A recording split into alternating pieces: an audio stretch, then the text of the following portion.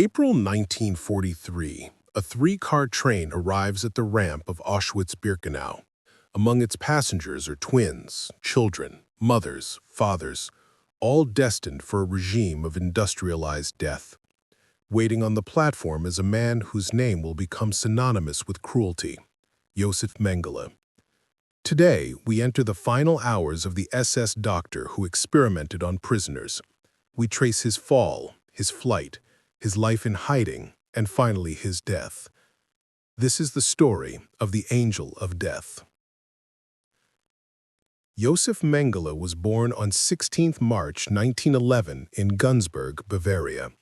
He studied philosophy and then medicine, earning his PhD in anthropology and a medical doctorate in 1937.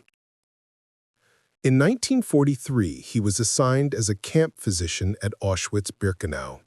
The SS leadership trusted him with both selections of incoming transports and pseudoscientific experiments on prisoners, especially twins. He earned the nickname Angel of Death because of his icy manner and repeated appearance at the ramp where lives were decided in an instant. But how did a trained anthropologist become an instrument of genocide? The ideology of the Nazi regime, combining racial hygiene and eugenics, gave him perverse incentives to save his career, to publish research, and to prove racial theory. His medical experiments included injecting twins, drilling into children's skulls, sterilizing young women, performing surgery without anesthesia, all under the guise of research. At Birkenau, the arrivals on the ramp were sorted, those deemed fit to work and those to die immediately. Mengele oversaw many of these selections. Then he built his experimental laboratory. Twins were grouped together, eyes measured, blood drawn, injected with unknown substances, operated on, and often killed so their organs could be examined. One survivor recalled, "We feared his visits more than anything else. We never knew whether we would be permitted to live." By late 1944, the tide of war was turning. Parts of the camp were evacuated. The murders increased in brutality. Mengele knew his time was limited.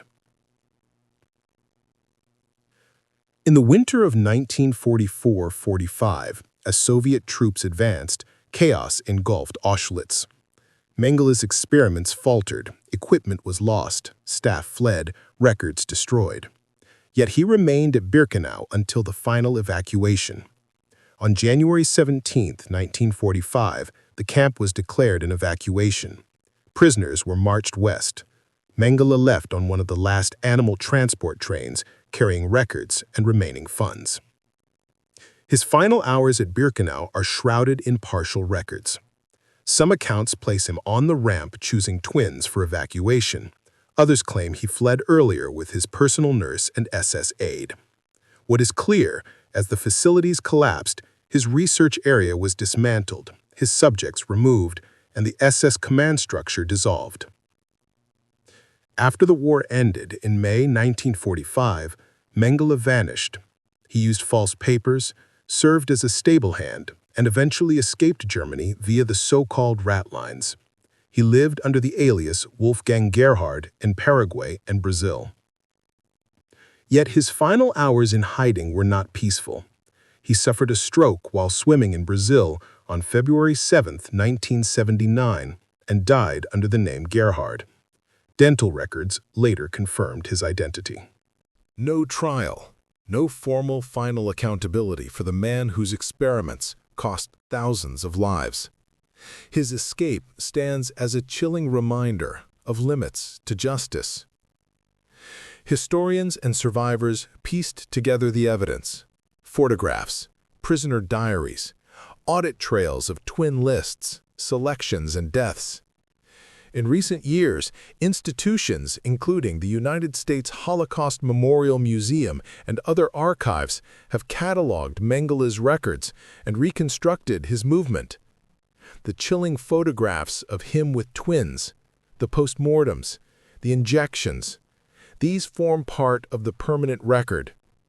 One key discovery, the role of the ramp. where he stood in the striped SS uniform, surveying arrivals, deciding who lived and who died. Survivors recall his calm voice, the black-rimmed glasses, and the clipboard. In the archives, we now have documents marked Zwillinge, twins, files of prisoner numbers, letters noting experiment terminated, and cremation codes. These cold records map human lives extinguished. The legacy of Mengele's final hours, and indeed his entire project, is profound. On the one hand, it is a story of unpunished evil, a human being who escaped justice, lived decades in hiding, and died a free man. On the other hand, it is a story of institutional failure, of medicine twisted into murder, of science corrupted by ideology. These lessons matter today. In medicine, research ethics emphasize consent, autonomy, human dignity, principles born from the horror of Nazi experiments. Society must remember, professionals in uniform are not immune from evil. A doctor can kill. A scientist can experiment on the unwilling. Our safeguards must be strong. In Ghana, in Africa, in every society, the story of Josef Mengele is a warning that evil can be disguised as progress, that authority can be abused, and that the weakest among us may become raw material for the powerful. As we reflect on the final hours of Josef Mengele, imagine the train cars rolling out of Birkenau, empty now of experiments, silent camp barracks, the remains of twin subjects cremated in the Sonderkammer ovens. His research staff scattered, records hidden, and the man himself slipping into anonymity. Those final hours did not offer apology. They offered escape. And still the world asks, why did the doctor flee rather than face his victims? Why did justice fail so many? It remains our duty to remember, to study, to teach, to ensure such horrors are never repeated.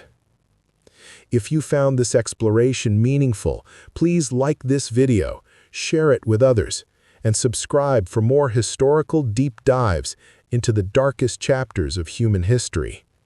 Thank you for watching, and thank you for remembering.